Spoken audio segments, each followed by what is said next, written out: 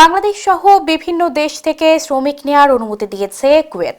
দেশটির জনশক্তির public authority of man power এই তথ্য জানায়।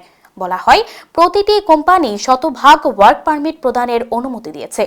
এখন থেকে প্রয়োজন অনুযায়ী বিভিন্ন প্রতিষ্ঠান বিদেশি শ্রমিক নিয়োগ করতে পারবে। পিএএম এর সিদ্ধান্ত অনুযায়ী ওয়ার্ক পারমিটটি ভিসার জন্য 150 কুয়েতি দিনার বা বাংলাদেশি মুদ্রায় প্রায় 57,000 টাকা ফি দিতে হবে। এই নতুন নিয়ম চালুর মাধ্যমে বিদেশি শ্রমিক নিয়োগের আগের সব নিয়মগুলো বাতিল করা হয়েছে।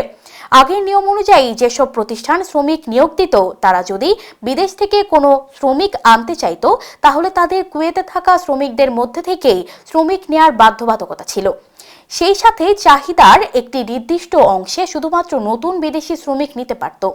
এই পদ্ধতির কারণে দেশটিতে শ্রম ব্যয় অনেক বেড়ে গেছে, যার প্রভাব পড়েছে ভোক্তা পর্যায়ে। এমন পরিস্থিতিতে শ্রম ব্যয় কমাতে, একই সঙ্গে শ্রমিক সংকট কমাতে এমন উদ্যোগ নিয়েছে দেশটির সরকার।